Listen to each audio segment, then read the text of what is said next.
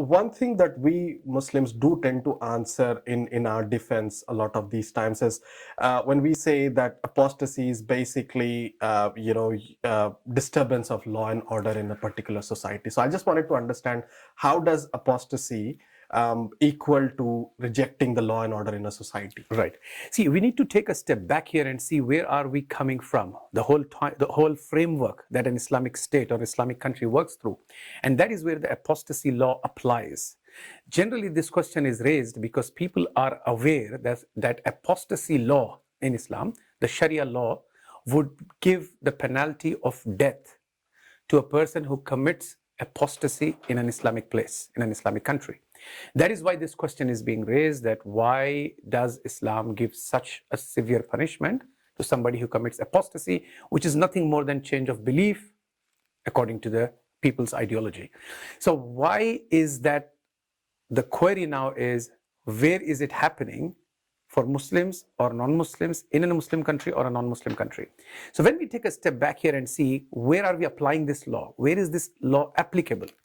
If someone is living in a non-Muslim country or even in a Muslim majority country, where the law of the land is not an agreed upon Sharia law, if the law is not an Islamic law, then that country, based on their constitution, would not have any punishment for apostates.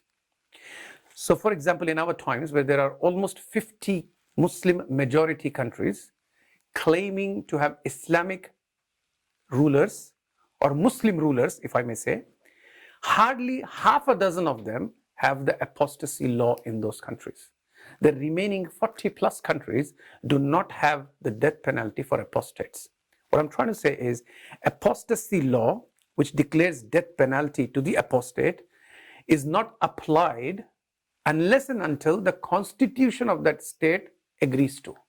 So the contract that you have with the government, or the government has the contract with a foreign government, unless that social contract is in place, apostasy law is not applicable.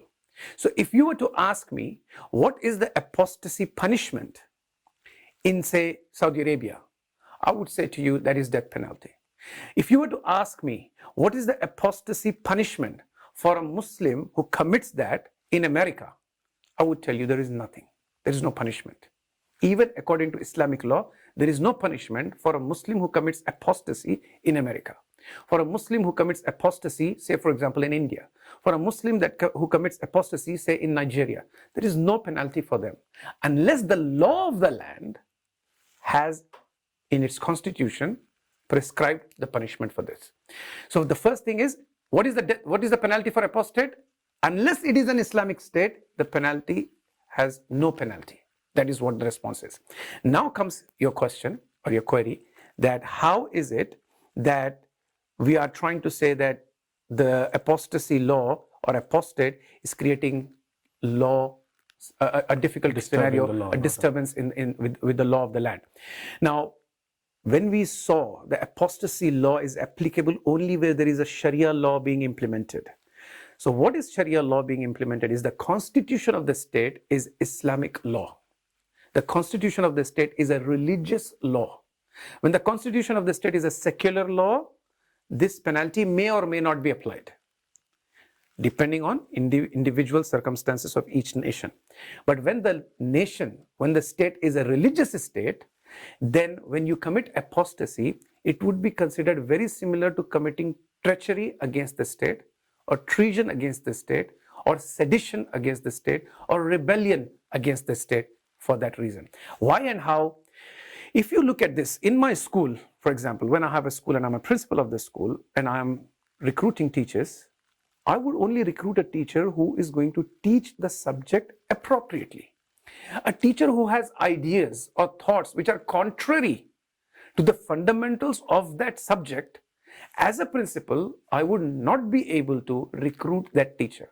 Just a basic example would be, if a maths teacher says, I'm going to teach 2 times 2 is 5, or I'm going to teach 2 plus 2 is 3, by default, as a school principal, I would not be able to entertain such an ideology in my school, in the name of let everybody teach and preach whatever they want, and let the people and the students and the peoples decide in the school what is right and wrong and let them learn both ideologies. I just cannot entertain that. Similarly, when Islamic State is there, so Islamic State believes that they have a complete understanding of what the true faith is, what the true religion is. And then the consequence of that is all the divine religions, all the monotheistic religions generally tend to believe in the day of judgment. So what a person does in this world is what is going to be having consequences and repercussions in the hereafter. So if a person dies as a believer, they would go to the paradise. If a person dies as a disbeliever, they would go to the hellfire. So if in an Islamic state, if a person commits apostasy, he is creating disturbance to the law from a religious and a spiritual perspective. He's causing people to think that 2 + 2 can also be 3 and 2 × 2 can also be 5, which is contrary to that school's firm belief that the right methodology of mathematics says that 2 + 2 can equal to be 4 and 2 × 2 can only be 4. And there is no alternate answer to that. That is where apostate may create disturbance of law for the state.